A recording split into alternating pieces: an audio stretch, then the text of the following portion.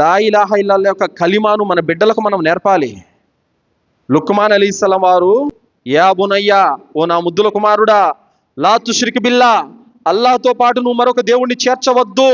ఇన్న షిర్క లజుల్మున్ అజీం, షిర్క్ అనేది మహాఘోరమైనటువంటి దుర్మార్గం, జులుం అని చెప్పారు. బిడ్డలకు నేర్పాలండి. నాయనా, లా ఇలాహా ఇల్లల్లా నేర్చుకో, మన దేవుడు అల్లా, మన ప్రభువు అల్లా, ఇంకెవరు దేవుళ్ళు కాదు, ఎవరిని మొక్కద్దు, ఎవరిని చేయొద్దు, దండం పెట్టద్దు, ఎక్కడ సజ్దా చేయొద్దు, అల్లాను మాత్రమే ఆరాధించాను మన బిడ్డలకు మనం నేర్పాలి. యాకూబ్ అలైహిస్సలాం వారు మరణ గడియల్లో ఉన్నప్పుడు బిడ్డలందరినీ దగ్గరికి పిలిచారు. ఓ నా బిడ్డలారా, నా మరణం తర్వాత మీరు ఎవరిని ఆరాధిస్తారు అని అనగానే, నాన్న మీరు భయపడవద్దు, మీ తాత ముత్తాతలైనటువంటి ఇబ్రాహీము, ఇస్సాకు, ఇస్మాయిలు ఏ దేవుడైనటువంటి అల్లాను ఆరాధించారో మేము కూడా అదే అల్లాను ఆరాధిస్తామని చెప్పేసి తండ్రికి మాట ఇచ్చారు.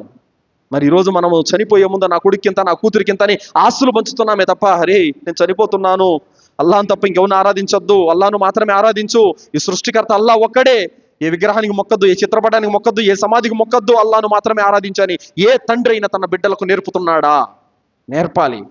లేదంటే వాడికి తెలియదు ఎవరిని మొక్కాలో, ఎవరిని మొక్కకూడదు, ఎవరిని పూజించాలో, ఎవరిని పూజించకూడదో ఏమి తెలియదు. సోదరులారా, మనం నేర్చుకోవాలి. మన బిడ్డలకు కూడా తప్పనిసరిగా నేర్పాల్సినటువంటి అవసరము ఉంది సోదరులారా.